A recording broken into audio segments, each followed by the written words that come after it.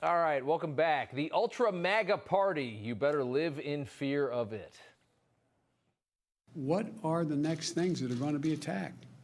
Because this MAGA crowd is really the most extreme political organization that's existed in American history, in recent American history. Under my predecessor, the great MAGA king, the deficit increased every single year he was president. The great MAGA king. The attempt to appropriate the MAGA brand as a political attack was not an accidental stroke of genius by Biden, of course. As the White House originally led everybody to believe, Psaki said, oh, he just dreamt it up. According to the Washington Post, props to them for actually reporting on something like this, it arose from a 6-month research project to find the best way to target Republicans, helmed by Biden advisor Anita Dunn and by the Center for American Progress Action Fund, which is a liberal group. These people are such nerds. Comedian and podcast host Chrissie Mayr joins us now. Good to have you here on the set. Good to Thank you for coming here, in. Rob. So I mean, they had to focus group this thing to figure out a way to attack Trump. They had to actually create a focus group, and then they still fail. I can't believe it. It would have been better if they had not told us how much time and effort went into this nickname of theirs. The fact that the best they could do is saying ultra MAGA, it's just like a take on alt-right. If they don't, if you don't agree with the mainstream narrative, you're going to be, flung various insults at you. And it's just, ultra MAGA really sounds more like a compliment than anything else. I mean, it's amazing to me. I mean, they did make it seem like it was just off the cuff. And the fact that they had to do all this work to create it is hilarious to me. It's embarrassing. Yeah, how horrible that you would actually put your own country first.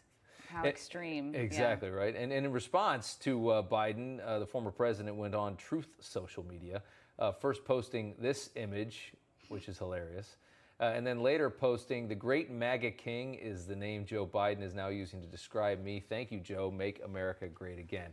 I am sure, though, the intention of this, I'm sure, in a way, did work, because the liberals, I'm sure, hyperventilate when the thought of Trump being a king in this country is horrifying to them. They hate him. They think he already has too much power, and whether Trump wins or doesn't win, or whether he loses, he certainly is always going to be very good at making things entertaining along the way. It certainly is. Jen Psaki officially left the building, off to MSNBC and more money.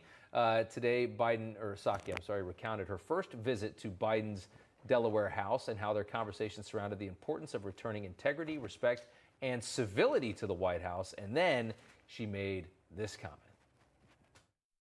That doesn't not mean that we haven't let our Irish side show, mine and the president's as well. From time to time, I recognize that. But on my best days, and as I look back, I hope I followed the example of integrity and grace that they have set for all of us, and do set for all of us every day. And with Psaki, it's obviously so easy to punch, and I think we do it ad nauseum, on the press secretary for. I mean, I do think that this woman was handed the impossible task. I can't stand what this administration does to this country. As far as defending it, though, I mean, that's her job. She had to do what she had to do. What did you really think of Miss Psaki? It's an impossible job, and I was trying to figure out, okay, she was only in it, 18 months or so, and I was like, 16, 18 months. Did she expire? Did it time out? I don't know how many of these gals are we going to cycle through. She just was horrible, I think, from the get-go. She memed herself early on, being like the queen of the circle back, and then she stopped saying circle back, and I didn't know if she was going to pick a different shape, like maybe she was going to start saying, let's triangulate back to that point. Just anything to get away from answering these questions. Would you ever take that job?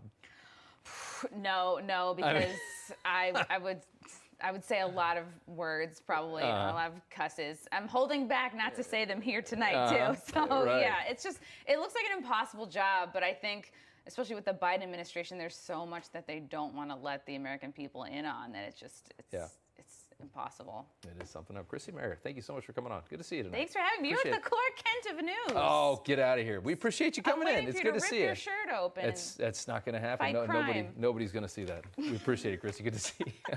Have a good night.